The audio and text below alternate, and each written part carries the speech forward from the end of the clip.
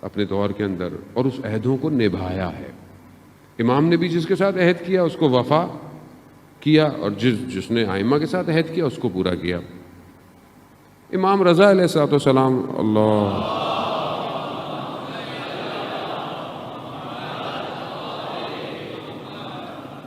امام جب مدینہ سے خراسان کی طرف جا رہے تھے تو راستے میں نشاپور اترے، اور نشاپور میں امام نے جو ہے وہ کسی سے کہا کہ کوئی ہے جو محاسن کو درست کر سکے، تو ایک شخص تھا، وہ آیا تو امام نے پہلے اس سے پوچھا کہ تمہاری اجرت کتنی ہوگی، یعنی کیونکہ آپ کو پتہ ہے اسلام کے قانون کے مطابق، شریعت مطابق آپ کسی سے کوئی معاملہ طے کریں تو پہلے اس سے اس کے اجرت، اس کے پیسے پوچھ لیں۔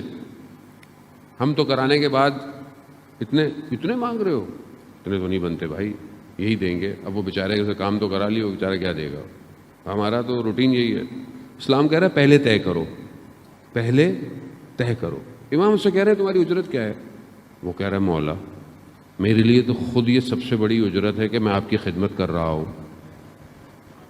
پھر بھی امام نے اس کو بہرحال کہا کہ اس نے کہا، مختلف روایتیں، ایک میں یہ کہ امام نے اس سے وہ پتھر مانگا جس پہ وہ اپنا جو ہے وہ چاقو تیز کرتا تھا، امام نے اس کو اعجاز امامت سے سونے کا بنا دیا۔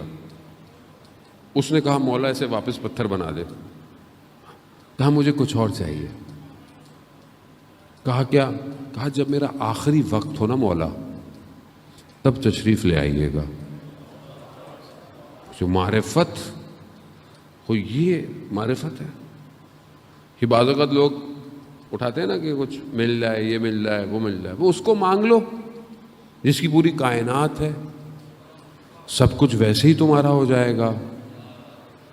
تو یہ کربلا سمجھاتی ہے کہ کہا جنت بھی تمہاری، یہ بھی تمہارا، وہ بھی تمہارا، سب کچھ تمہارا۔ کہا نہیں، ہم آپ کو چھوڑ کے نہیں جا سکتے۔ کیوں؟ کیونکہ یہی سب کچھ ہے۔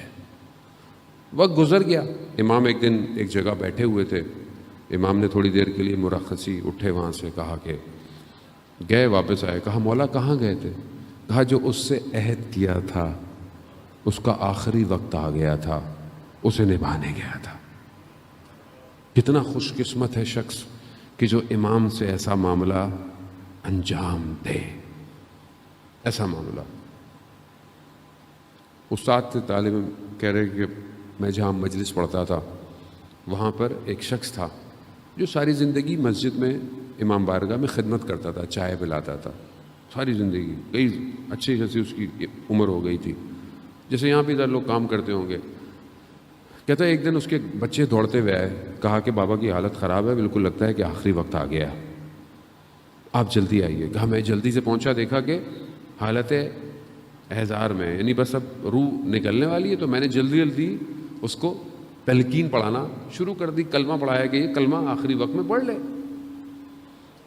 کلمہ آخری وقت میں نصیب ہونا بہت مشکل کام ہے، آسان نہیں ہے۔ زبان جو ہے وہ لا الہ الا اللہ بولے، کیوں؟ کیونکہ شیطان آخری وقت تک دھوکہ دیتا ہے۔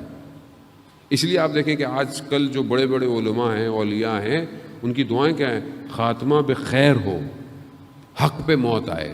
کیوں؟ کیونکہ نہیں پتا کہ آخری وقت میں کیا دھوکہ دے جائے شیطان۔ وہ دیتا ہے آخری وقت میں آ کے، وہ کہتا ہے یہ لو پانی پلا دوں گا، یہ کر لوں گا، وہ کر لوں گا، بچ جاؤ گے۔ انسان اگر ایمان محکم نہ ہو تو متزلزل ہو جاتا ہے اس وقت۔ اس کو کہا لا الہ الا اللہ پڑھو، محمد رسول اللہ پڑھو، ولایت کے لیے گواہی دو، یہ چپ۔ کہہ رہا کہ کیا کر رہے ہو؟ ساری زندگی تم نے اتنی محنت کی، ساری زندگی تم نے اتنا کام، اب وقت آیا تم کیوں نہیں نام لے رہے؟ نہیں بول رہا، پریشان ہو گئے بچے، یہ خود مولانا پریشان ہو گئے، بہت زیادہ بولا کہ کھولو اپنی زبان کھولو۔ تو ایک دم اٹھا، اس نے بولا کہ جن کی ساری زندگی خدمت کی ہے وہ خود آئیں گے تو بولوں گا۔ جن کی ساری زندگی خدمت کی ہے۔ کہا ہم پریشان۔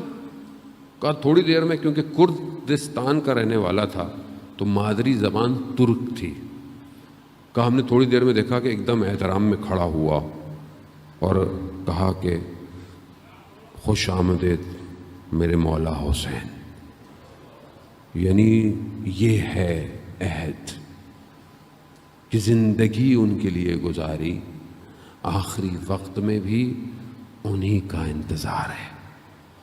خوب یہ عہد و پیما کرنا پڑتا ہے۔